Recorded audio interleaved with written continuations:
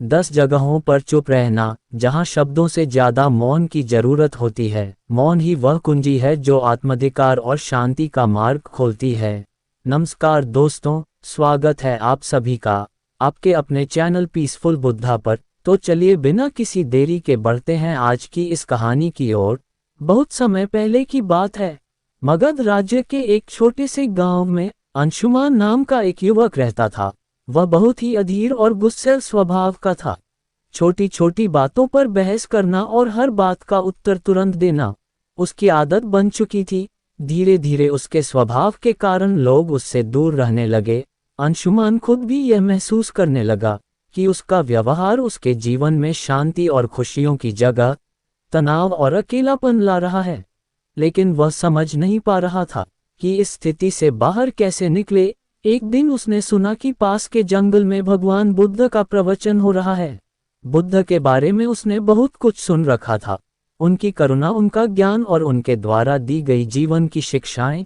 ये सुनकर अंशुमान ने सोचा कि शायद उसे अपने सवालों के जवाब वहां मिल जाए। वह तुरंत प्रवचन स्थल पर पहुंचा, जहां पहले से ही बड़ी भीड़ जमा थी। बुद्ध अपने सरल और स्पष्ट शब्दों में जीवन की गहराइयों को समझा रहे थे। उसी समय बुद्ध ने सभा को संबोधित करते हुए कहा, यदि तुम अपने जीवन में सच्चा बदलाव लाना चाहते हो तो 10 जगहों पर चुप रहना सीखो। ये सुनकर अंशुमान को कुछ आशा की किरण दिखाई दी। प्रवचन समाप्त होने के बाद वह बुद्ध के पास गया और उनके चरणों में झुककर बोला, भगवान, आपने कहा कि बदलाव लाने के लिए 10 जगहों पर चुप रहना चाहिए। कृपया मुझे विस्तार से समझाएं कि वे 10 जगह कौन सी हैं और मैं उन्हें अपने जीवन में कैसे अपना सकता हूँ। बुद्ध मुस्कुराए और बोले, ये जानने के लिए तुम्हें धैर्य, अनुशासन और आत्मनिरीक्षण की आवश्यकता होगी। अगर तुम इन शिक्षाओं को अपनाने के लिए तैयार हो तो मेरे साथ चलो। अंशुमान ने सहमति जताई और इसी के साथ उसकी आत्मिक यात्रा की शुरुआत हुई। पहला स्थान, जब कोई तुम्हारी आलोचना करे। बुद्ध ने अंशुमान को पहले स्थान की शिक्षा दी। अंशुमान, जब कोई तुम्हारी आलोचना करे तो चुप रहो। आलोचना तुम्हारे लिए सीखने का अवसर है। यदि तुम गुस्से में प्रतिक्रिया दोगे तो तुम कुछ भी नहीं सीख पाओगे। लेकिन अगर तुम चुप रहकर सोचोगे तो तुम समझ सकोगे कि वह आलोचना सही है या गलत। बुद्ध ने उसे एक उदाहरण दिया। एक बार एक व्यक्ति ने मुझे अपशब्द कहे। मैंने चुप रहकर उसकी बात सुनी। जब वह थक गया तो मैंने उससे पूछा, अगर तुम किसी को उपहार दो और वह उसे ना ले तो वह उपहार किसके पास रहेगा? वह बोला, मेरे पास। मैंने कहा, तुम्हारे ये शब्द भी तुम्हारे पास ही रहेंगे, क्योंकि मैंने इन्हें स्वीकार नहीं किया। शुरुआत में ये कठिन था, लेकिन धीरे धीरे उसने महसूस किया कि आलोचना सुनने के बाद चुप रहने से वह आत्मनिरीक्षण कर पाता है। दूसरा स्थान, जब कोई तुमसे बहस करे। कुछ दिन बाद बुद्ध ने अंशुमान को दूसरे स्थान पर चुप रहने का महत्व समझाया। जब कोई तुमसे बहस करे तो चुप रहो। बहस में सच नहीं बल्कि अहंकार की जीत होती है। यदि तुम चुप रहोगे तो तुम स्थिति को बेहतर समझ सकोगे और सही निर्णय ले सकोगे। बुद्ध ने एक किसान की कहानी सुनाई। 2 किसान अपनी जमीन के छोटे से टुकड़े को लेकर झगड़ रहे थे। दोनों का मानना था कि वह जमीन उनकी है। जब मैंने उनसे पूछा कि क्या उन्होंने जमीन अपने साथ लाई थी जब वे जन्मे थे, या क्या वे इसे अपने साथ ले जाएंगे जब वे मरेंगे, तो वे चुप हो गए। इस शिक्षा ने अंशुमान को सिखाया कि बहस में पड़ने से बेहतर है चुप रहकर समाधान की ओर बढ़ा जाए। तीसरा स्थान, जब कोई गुस्से में हो। बुद्ध ने अंशुमान से कहा, गुस्सा आग की तरह है।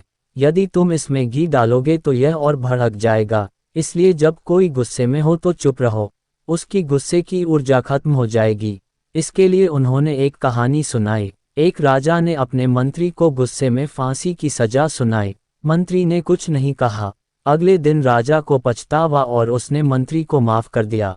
अगर मंत्री उस समय राजा से बहस करता तो शायद उसकी जान चली जाती। अंशुमान ने इसे भी अपने जीवन में अपनाया। चौथा स्थान, जब तुम दुखी हो। एक दिन अंशुमान को किसी बात पर गहरा दुख हुआ।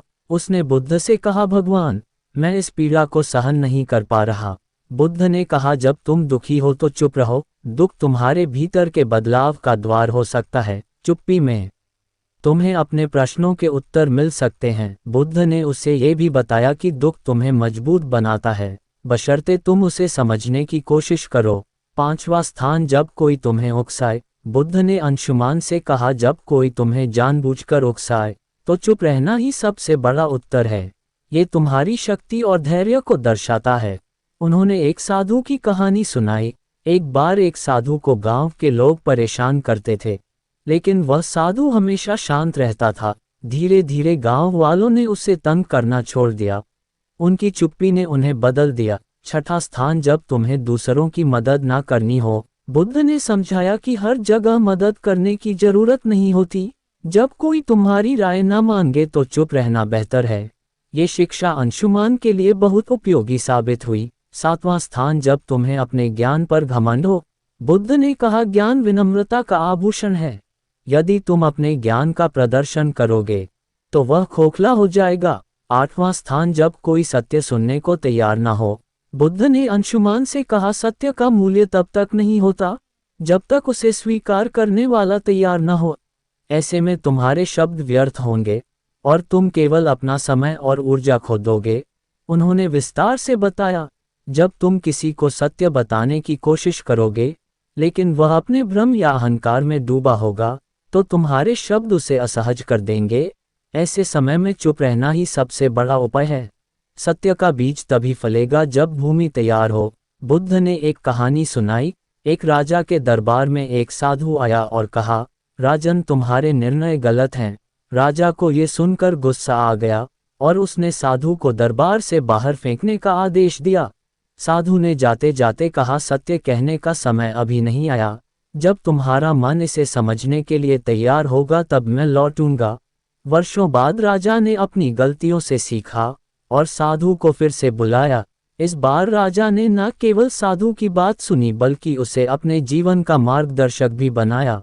बुद्ध ने समझाया, सत्य का प्रभाव तभी होता है जब सुनने वाला उसे ग्रहण करने के लिए तैयार हो। 9वां स्थान, जब परिस्थितियां तुम्हारे नियंत्रण में न हो। बुद्ध ने कहा, जीवन में कई बार ऐसी परिस्थितियां आती हैं जिन्हें तुम बदल नहीं सकते। उन पर क्रोधित या व्याकुल होकर तुम केवल अपनी शांति को खो दोगे। उन्होंने समझाया, चुप रहना कोई कमजोरी नहीं बल्कि धैर्य और संतुलन का प्रतीक है। जब परिस्थिति तुम्हारे बस में नहीं हो तो उसे स्वीकार करो और शांत रहो। यही मानसिक शक्ति का आधार है। बुद्ध ने एक घटना का जिक्र किया। एक बार एक किसान ने पूछा, मेरा खेत सूखा पड़ा है, बारिश नहीं हो रही, मैं क्या करूं? बुद्ध ने कहा, तुम बारिश नहीं बदल सकते लेकिन अपनी मेहनत को दिशा दे सकते हो। चुप रहो और अपने खेत के लिए वैकल्पिक उपाय खोजो। शांति से सोचो, समाधान खुद आ जाएगा। किसान ने यही किया और जल्द ही उसकी समस्या हल हो गई। बुद्ध ने कहा, जब परिस्थितियां तुम्हारे नियंत्रण में न हो तो चुप रहकर धैर्य और समाधान की दिशा में काम करना ही तुम्हारी सबसे बड़ी ताकत है। 10वां स्थान, जब तुम्हारा दिल भर जाए। बुद्ध ने अंशुमान से कहा, जब तुम्हारा हृदय कृतज्ञता, प्रेम और शांति से भर जाए तो उसे शब्दों की आवश्यकता नहीं होती। ऐसी स्थिति में चुप्पी स्वयं एक भाषा बन जाती है। उन्होंने स्पष्ट किया, कृतज्ञता का सबसे शुद्ध रूप मौन में प्रकट होता है। जब तुम अपने जीवन में आनंदित महसूस करो तो उसे बाहरी अभिव्यक्ति की जरूरत नहीं होती। ये चुप्पी तुम्हारी आत्मा की खुशी का प्रतीक होती है। बुद्ध ने एक छोटी कहानी सुनाई। एक शिष्य को उसके गुरु ने आत्मज्ञान का अनुभव कराया। शिष्य का हृदय कृतज्ञता से भर गया। उसने गुरु से कहा, मैं आपको धन्यवाद देना चाहता हूँ लेकिन शब्द पर्याप्त नहीं लगते। गुरु मुस्कुराए और बोले, तुम्हारी चुप्पी ही मेरे लिए सबसे बड़ा धन्यवाद है, इसे बनाए रख। बुद्ध ने समझाया, जब दिल भर जाए तो शब्दों की आवश्यकता नहीं होती। मौन तुम्हारी सबसे बड़ी अभिव्यक्ति है। अंशुमान ने जब बुद्ध से 10 जगहों पर चुप रहने का ज्ञान लिया तो बुद्ध ने उसे तुरंत अभ्यास में डालने का निर्णय लिया। उन्होंने कहा, ज्ञान का मूल्य तभी है जब इसे जीवन में लागू किया जाए। मैं तुम्हें कुछ परीक्षाओं से गुजरने का अवसर दूंगा। इन परीक्षाओं से तुम सीखो कि चुप्पी वास्तव में तुम्हें कितना बदल सकती है। अंशुमान ने सहमति दी और बुद्ध के मार्गदर्शन में अपने जीवन के इस नए अध्याय की शुरुआत की। बुद्ध ने अंशुमान को एक गांव भेजा जहां लोगों को उसकी पुरानी आदतों के बारे में बताया गया। जैसे ही अंशुमान वहां पहुंचा, लोगों ने उसे बुरा भला कहना शुरू कर दिया। गांव वालों ने कहा, तुम्हारे जैसे लोग कभी नहीं बदल सकते, तुम हमेशा दूसरों को दोष देते हो, तुम यहाँ क्यों आए हो? अंशुमान का स्वभाव था कि वह तुरंत जवाब दे, और खुद को सही साबित करें। लेकिन इस बार उसने बुद्ध का बताया पहला स्थान याद किया। जब कोई तुम्हारी आलोचना करे तो चुप रहो। वह शांत खड़ा रहा। धीरे धीरे गांव वाले थक गए और उसकी चुप्पी देखकर हैरान हो गए। उन्होंने महसूस किया कि वह बदल चुका है। अंशुमान बुद्ध के पास लौटा और कहा, भगवान, चुप रहना कठिन था, लेकिन इससे मुझे एक नई ऊर्जा मिली। बुद्ध मुस्कुराए और बोले, यही पहला कदम है। अब अगली परीक्षा के लिए तैयार हो जाओ। दूसरी परीक्षा, जब कोई बहस करे। बुद्ध ने अंशुमान को एक व्यापारी के पास भेजा जो हमेशा अपने ग्राहकों से बहस करता रहता था। बुद्ध ने कहा, इस व्यापारी से कोई सवाल पूछो और जब वह बहस करे तो चुप रहो। अंशुमान व्यापारी के पास गया और पूछा, आपके सामान की कीमत इतनी अधिक क्यों है?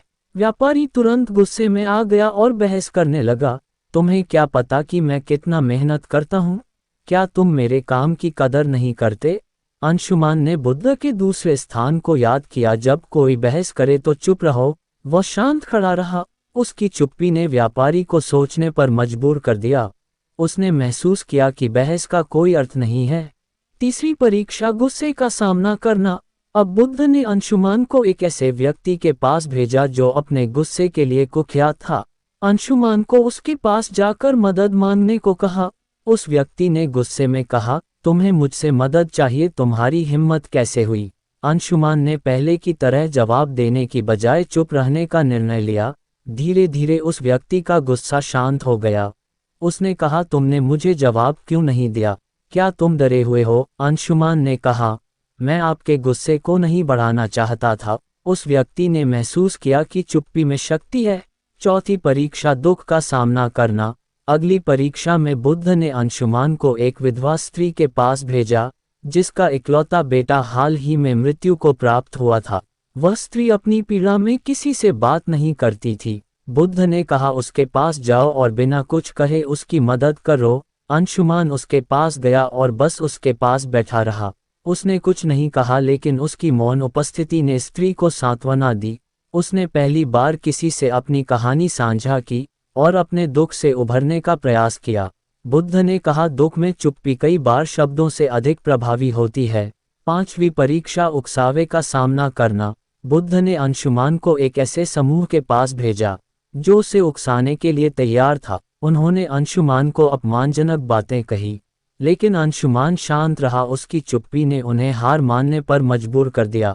परीक्षाओं के बीच अंशुमान ने बुद्ध से पूछा, भगवान, चुप रहना कैसे इतना प्रभावी हो सकता है? बुद्ध ने कहा, एक बार एक राजा ने एक साधु से पूछा, जीवन में सबसे बड़ी ताकत क्या है? साधु ने राजा को एक कटोरा पानी और तेल दिया।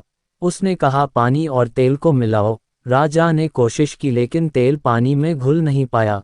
साधु ने कहा, चुप्पी तेल की तरह है, इसे आपसे अलग नहीं किया जा सकता। जब तक तुम इसे संभालोगे ये तुम्हारी सबसे बड़ी ताकत रहेगी। अंत की परीक्षा, जब दिल भर जाए। अंत में बुद्ध ने अंशुमान को खुद से एक और परीक्षा लेने को कहा। उन्होंने कहा, जब तुम्हारा दिल खुशी और कृतज्ञता से भर जाए तब चुप्पी को अपनाओ। अंशुमान ने महसूस किया कि जब वह अपनी सभी परीक्षाओं में सफल हुआ तो उसका दिल शांति और आनंद से भर गया। उसने बुद्ध के चरणों में झुककर कहा, भगवान, मैं बदल चुका हूँ। अब मैं जानता हूँ कि चुप्पी ही सच्चा ज्ञान है। ये कहानी हमें सिखाती है कि चुप रहना केवल बोलने से बचना नहीं है, यह एक आंतरिक शांति और समझ का प्रतीक है। बुद्ध की यह शिक्षा हमें अपने जीवन के हर पहलू में संतुलन और शांति लाने का मार्ग दिखाती है। जब हम बोलने की बजाय सुनना और समझना सीखते हैं तो जीवन वास्तव में बदलने लगता है।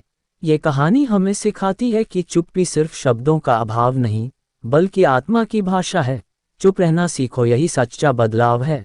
अगर आपको वीडियो अच्छी लगी हो तो वीडियो को लाइक करें, चैनल को सब्सक्राइब करें और इसे शेयर करें। आपका साथ ही हमारी प्रेरणा है। धन्यवाद।